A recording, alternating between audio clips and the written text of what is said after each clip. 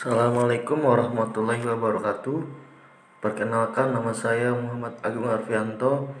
Saya adalah peserta Latsar CPNS 2021 Kalimantan Selatan, kelompok 1, golongan 2, angkatan 11. Kali ini saya akan menjelaskan tentang analisis isu efektivitas kinerja individu berdasarkan tupoksi. Adapun latar belakang masalah yang saya ambil yaitu di institusi Rumah Sakit Jiwa Samalium tempat saya bekerja. Saya bekerja sebagai perawat. Rumah sakit, khususnya rumah sakit jiwa, rentan dan bisa dibilang tabu ketika bertemu dengan kasus kematian. Kenapa? Karena banyak sekali kasus kematian yang tidak diketahui dengan penyebabnya yang jelas. Seperti kasus dengan diagnosa medis sindrom neuropati, kekerasan yang diakibatkan oleh pasien lain yang sudah dikatakan tenang jiwa, tiba-tiba terampau emosi. Dan ada lagi pasien kabur ke hutan sehingga kelaparan dan mendapati binatang seperti monyet, ular, anjing. Berdasarkan latar belakang tersebut, saya mengidentifikasi isu dengan metode USG atau urgency, seriousness, dan growth.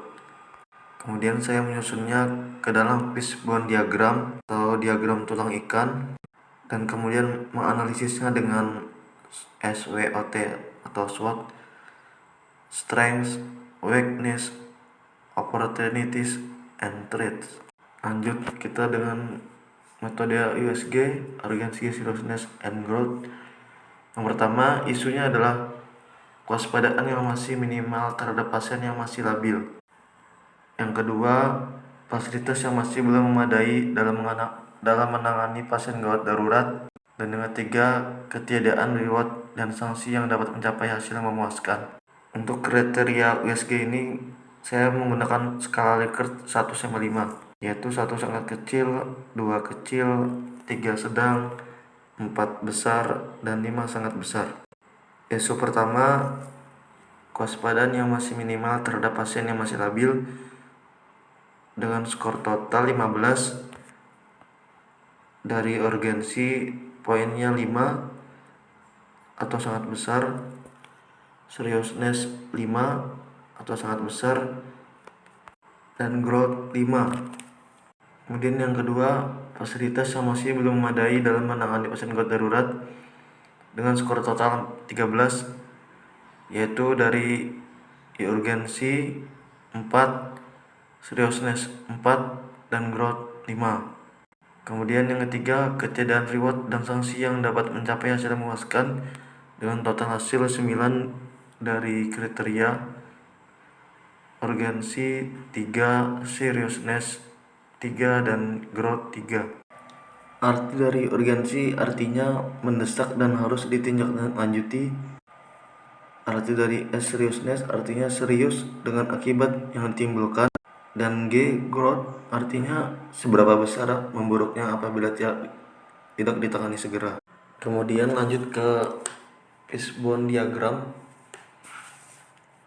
Dari tabel yang ada, yaitu skor tertinggi adalah skor 15 dengan isu kewaspadaan yang masih minimal terhadap pasien yang masih labil. Maka dilakukan beberapa langkah untuk mendiagnosa penyebabnya dengan menggunakan fishbone diagram, yaitu cause atau penyebabnya adalah pertman, yaitu kualitas SDM. Kedua, metode, yaitu pelaksanaan belum maksimal, mesin, sarana yang terbatas, milieu atau lingkungan, yaitu lingkungan yang berada di kawasan hutan, yang berakibat atau efeknya adalah kewaspadaan yang masih minimal terhadap pasien yang masih labil. Lalu bagaimanakah kita menganalisis pemecahannya? Yaitu dengan menggunakan metode SWOT, SWOT, yaitu strengths, weakness, opportunities, and threats. Strength yaitu kesadaran untuk caring and rasa tanggung jawab serta kemampuan fisik memadai. Kemudian kelemahannya, weaknessnya, yaitu kurangnya pengawasan dan lengah terhadap setiap kejadian.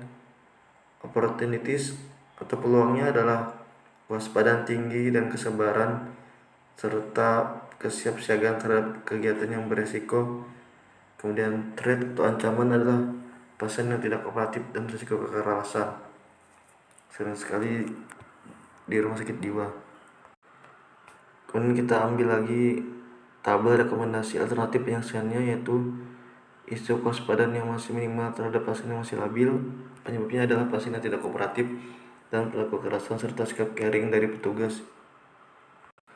Alternatifnya dari penyelesaian isu adalah 1. Meningkatkan kewaspadaan dan tidak lengah terhadap pasien. Tahapan setiap alternatifnya adalah dengan kita mengupayakan agar setiap bertugas memiliki sikap caring dan rasa tanggung jawab kepada penugasan. Dan hasil yang diharapkan adalah tidak ada kasus kematian tanpa sebab yang jelas dan keluarga pasien menerima dengan lapang dada. Para pihak yang dimaksud adalah petugas perawat dan dokter. Sekian, terima kasih dari saya. Wabillahi taufiq wal hidayah. Wassalamualaikum warahmatullahi wabarakatuh.